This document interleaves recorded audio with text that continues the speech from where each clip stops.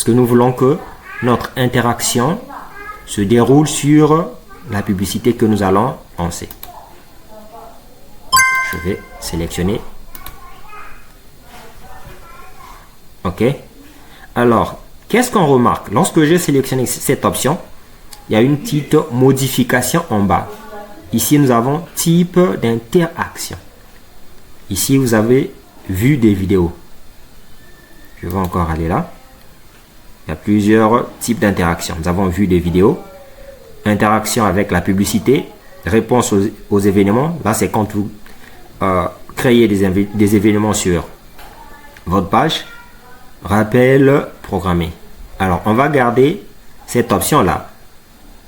OK? On va garder. Et l'objectif de performance. Ici, on a dit maximiser les vues troublées. Alors, les vues troublées n'est autre que la durée, le temps que les gens restent sur votre vidéo. C'est la durée que les gens restent à regarder votre vidéo. Donc ici, on dit, nous essaierons de montrer vos publicités vidéo aux personnes qui regardent la vidéo en entier, si elle dure moins de 15 secondes. OK? Là, on dit, on répète pratiquement la même chose, mais là, il s'agit de 2 secondes. Donc, entre 2 et 15 secondes, qu'est-ce qui est mieux? On va garder 15 secondes. OK? Alors, on a fini, on va scroller. Objectif de résultat par coup, on va rien toucher. On va scroller. Et ici, nous arrivons au niveau de notre budget. On avait aussi développé, on avait aussi énuméré cet élément-là. Ça fait partie des éléments essentiels pour une publicité réussie. Alors, nous avons deux types de budget. Nous avons le budget quotidien et le budget global. Donc, le budget quotidien, c'est pour un budget journalier en fait. Global, c'est pour l'ensemble des jours que vous allez sélectionner. Mais pour notre cas, nous allons prendre le budget quotidien. OK? Alors, on va choisir le budget. Ça dépend. Vous pouvez... C'est mieux quand vous commencez, surtout pour ceux qui sont en Afrique, quand vous commencez avec des petits budgets. OK? Et vous allez monter progressivement. OK?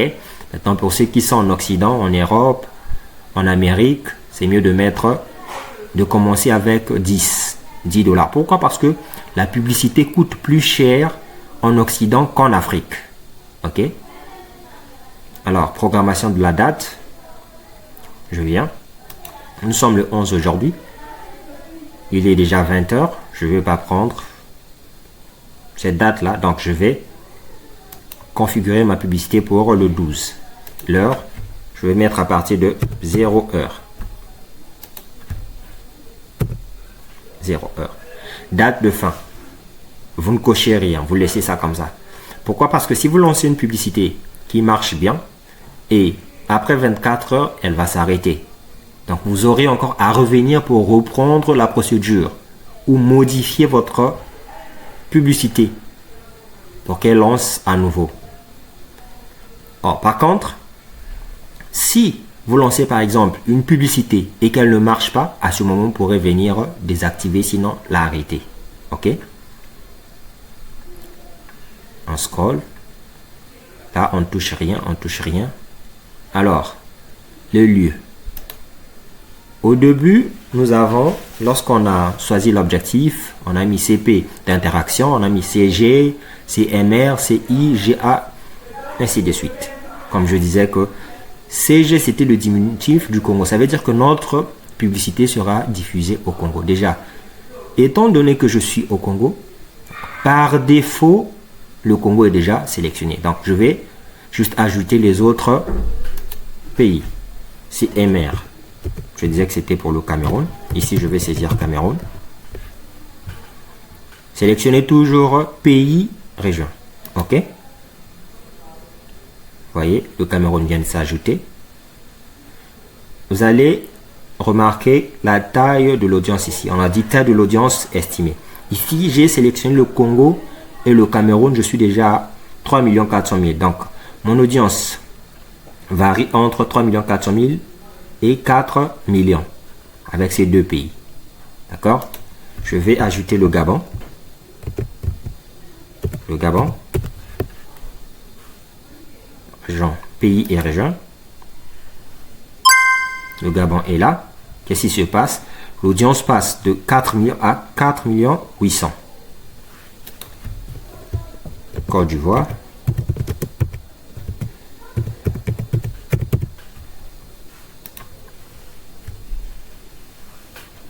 On part de 4 millions là, on est 8 millions 700 à 10 millions 300. Je vais ajouter le Sénégal. Sénégal. Pays et région. Là, on est à 11 millions 300 000. Donc, ça va varier entre 11 et 13 millions. Vous voyez que mon audience est vraiment énorme. Alors, ici, je dois revenir sur l'audience d'origine.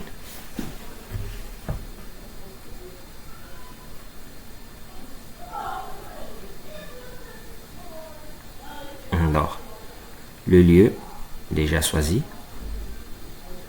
Nous avons l'âge. Qu'est-ce que je fais?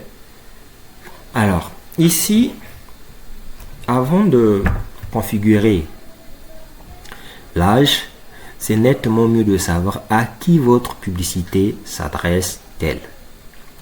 Est-ce que vous voulez par exemple que les jeunes qui ont 18 ans puissent voir votre publicité?